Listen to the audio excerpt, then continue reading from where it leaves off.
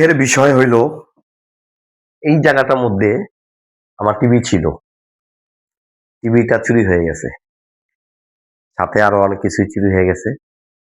তো বলার কিছুই নাই। এটা দিয়ে আমি আজকে আপনাদের মাঝে চলে আসলাম কিছু কথা বলার জন্য। কালকে ঈদ। তো আমার ঘর থেকে নগদ কিছু টাকা ছিল। কারণ আপনারা জানেন মাল্টিব্লক রিমু প্রেগনেন্ট। ওনার জন্যই আমি এই টাকাগুলি রাখছিলাম অনেক কষ্ট করে। এই টাকাও চুরি হয়ে গেছে। প্লাস আমার টিভিও চুরি হয়ে গেছে। তো আপনারা আমার এই কথাগুলি শুনবেন, কেউ স্কিপ করবেন না। আসসালামু আলাইকুম।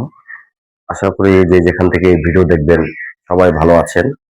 সর্বপ্রথম আমি বলবো সবাইকে জানাচ্ছি আন্তরিকভাবে ঈদ মুবারক। কারণ আগামীকাল আমাদের ঈদ, কুরবানি দিবেন, পশু জবাই করবেন। সবাই সুস্থ থাকবেন, ভালো থাকবেন। এই দোয়া করে আমার এই ভিডিওটা আজকে শুরু করতেছি। এই ভিডিও শুরু করার কারণ আমরা 2 দিন যাবত কোনো ভিডিও দিচ্ছি না, দেই নেই। আমরা আসলে মানুষ, মানুষ ভুল করতেই পারে। তো আজকে যে ভিডিও দেখলাম ওনারা করেছেন, ভালো করেছেন, ধন্যবাদ।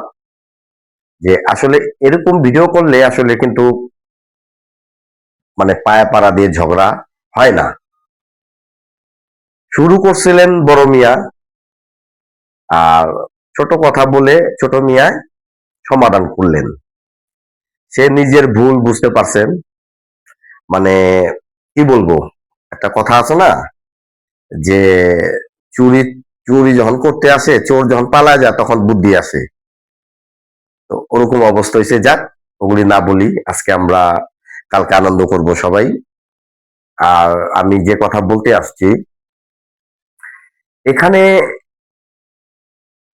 বড় মিয়া যা বললো, ভাই রে, আল্লাহ কিন্তু কাইসা তোমার হাতে দিয়া যাইব না।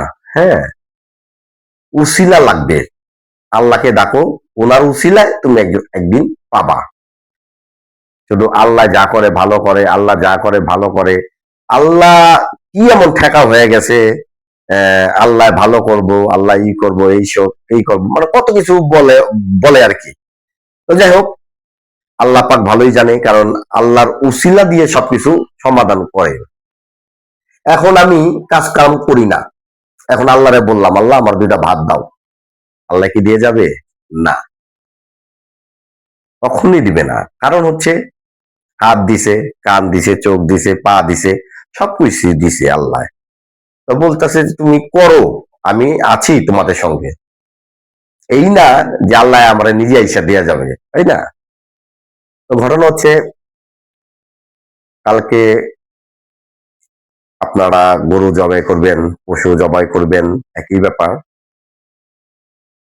সর্বপ্রথম দেখেন, আপনার ভিতরে যে হিংসাটা আছে না, সেই হিংসাটাকে দূর করেন। কুরবানি দিবেন, আগে দেহ যে পশুটা আছে, যে ভিতরে যে পশুটা আছে, এটাকে কুরবানি করেন। আমরা কথা বলতে গেলে অনেক ভুল বলি।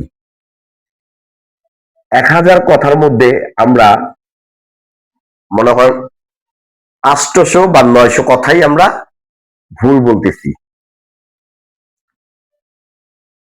তো আপনারা সবাই ভালোভাবে থাকবেন। আর মাল্টি ব্লক রিমু, ওনার জন্য দোয়া করবেন। আর আপনারা হয়তো জানেন যে আমি আবারও একটা নতুন চ্যানেল খুলছি, আজব কথা। ওই এটা হলো 2 নাম্বার আজব কথা। আগের আজব কথা তো ওইটাই শেষ। যার ভালো সব দিকেই ভালো, যার খারাপটা সব দিকেই খারাপ।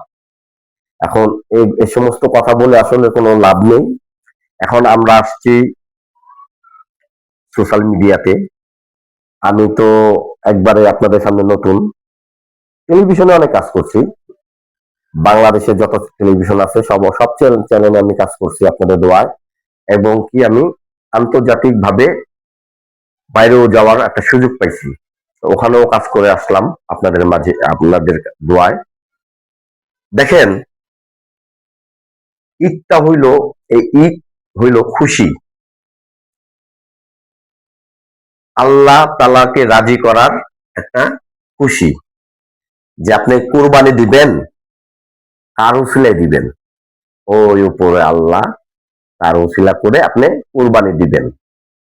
তো কুরবানিটা এমন ভাবে দিবেন, আপনি ওই 2টা রান ফ্রিজে রাখবেন, হ্যাঁ, তারপর খাঁচাটা শ্বশুর বাড়ি পাঠাইবেন, এরকম করবেন না।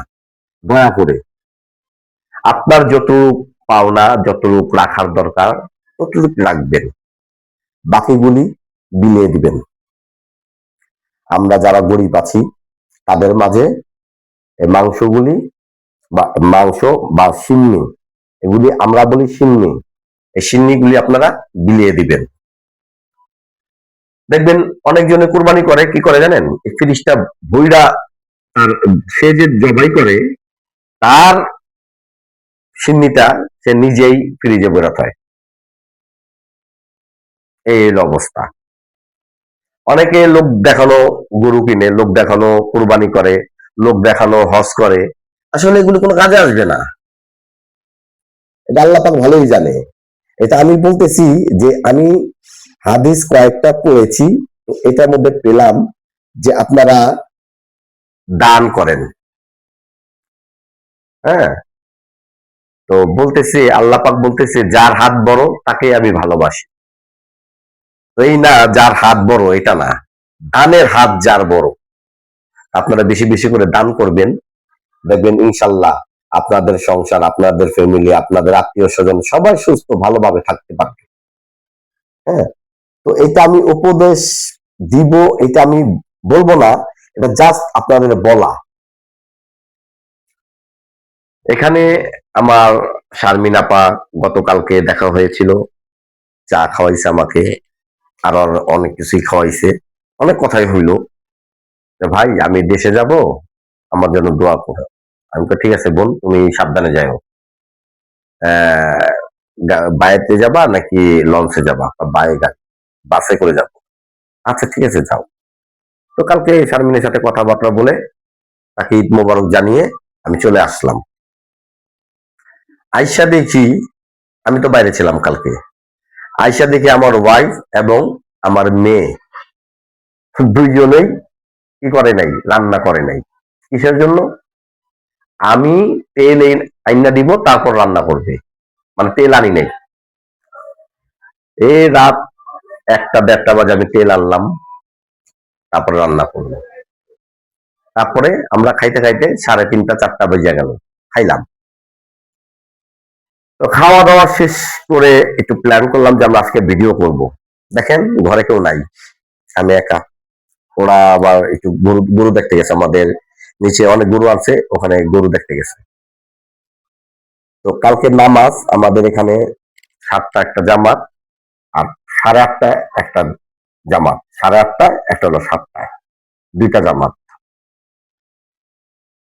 কালকে এমন একটা দিন, হ্যাঁ, একটা কঠিন একটা দিন। আপনারা আসলে যারা হাদিস পড়েন বা কোরআন পড়েন তারাই বুঝবেন যে কালকে কি জিনিস, কি উপলক্ষে এই ঈদ, কি উপলক্ষে এই কুরবানি।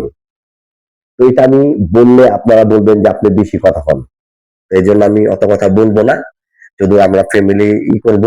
কারণ এই বছর আমি, মানে এই বছর না, আমি কোনোদিনও কুরবানি করি নাই। তো আপনাদের দোয়া থাকলে সামনের বছর আমি কুরবানি দেওয়ার চেষ্টা করব।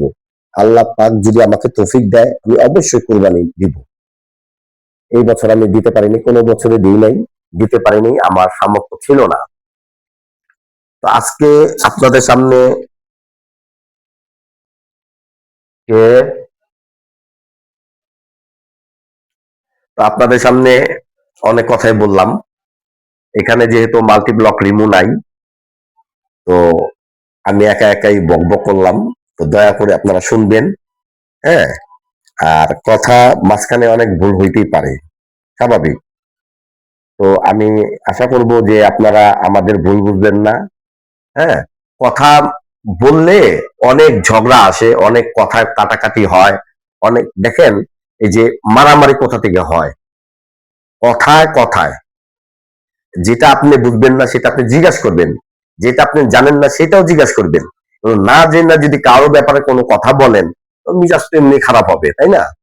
তো যাই হোক, আমরা কেউ রাগ না করি, সবাই ভালোভাবে ঈদ পালন করি, ঈদ ঈদ মানে ভালোভাবে করি। তো আজকে মতো আমরা ভিডিও এখানেই শেষ করব। আর আমার ওয়াইফের জন্য সবাই দোয়া করবেন, আমার ফ্যামিলির জন্য দোয়া করবেন। আর বিশেষ করে আমার মা খুব অসুস্থ, ওনার জন্য দোয়া করবেন। সবাই ভালো থাকবেন, সুস্থ থাকবেন। আসসালামু আলাইকুম।